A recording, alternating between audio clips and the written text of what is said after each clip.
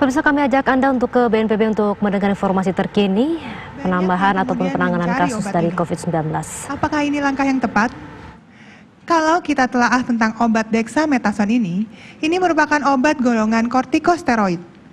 Dexamethasone bekerja dengan cara mengurangi peradangan dan menurunkan sistem kekebalan tubuh. Samar seperti steroid yang dihasilkan oleh tubuh secara alami.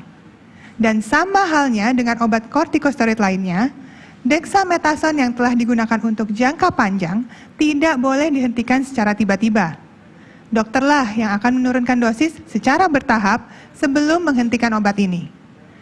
Meskipun harganya terjangkau, selalu konsultasikan terlebih dahulu dengan dokter sebelum menggunakan obat ini, agar tidak terjadi efek samping.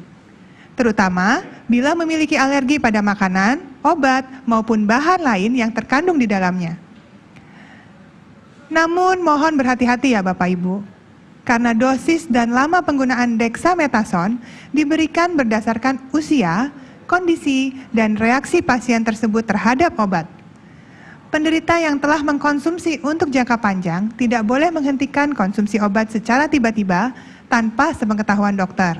Penggunaan untuk jangka panjang juga ada efek sampingnya. Jadi, ikuti saran WHO Indonesia seperti di bawah ini. 1. Obat ini direkomendasikan untuk kasus konfirmasi yang sakit berat dan kritis, yaitu kasus yang membutuhkan ventilator dan bantuan pernapasan. 2. Obat ini dianjurkan karena akan mengurangi jumlah kematian sebesar 20-30% dari kasus-kasus tersebut. 3. Obat ini tidak memiliki dampak atau bukan terapi untuk kasus-kasus konfirmasi yang sakit ringan atau tanpa gejala. 4. Nah ini penting saudara-saudari, Bapak Ibu, obat ini tidak memiliki khasiat pencegahan. Ini bukan penangkal COVID-19. Ini bukan vaksin. Ini merupakan kombinasi obat-obatan. Pemakaian obat-obat steroid untuk COVID-19 hanya dibolehkan dalam pengawasan ahli, para dokter, dan dilakukan di sarana dengan fasilitas yang memadai. Tentunya yang siap untuk menangani efek samping yang dapat terjadi. Badan POM atau BPOM akan memantau peredaran dexamethasone. Maka, saudara-saudari sekalian, meski kita telah mendengar beberapa berita baik kemajuan dunia kesehatan, baik dalam negeri maupun dari luar negeri, di internasional, WHO sampai saat ini belum menentukan obat atau regimen atau kombinasi pengobatan yang tetap untuk perawatan pasien COVID-19.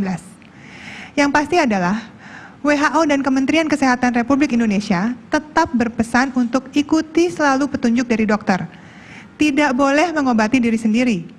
Hindari penggunaan antibiotik dengan tidak tepat juga, karena dapat menyebabkan resistensi terhadap jenis antibiotik yang dikonsumsi tersebut. Dan sekali lagi, belum ada pengobatan COVID-19 sampai saat ini yang dapat mencegah.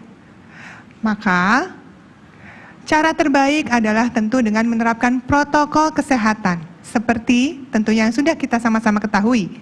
Jaga jarak, pakai masker, cuci tangan dengan sabun dan air sesering mungkin dengan minimal 20 detik, dan semuanya itu tentunya akan lebih baik karena mencegah lebih mudah, lebih baik, dan lebih murah daripada mengobati.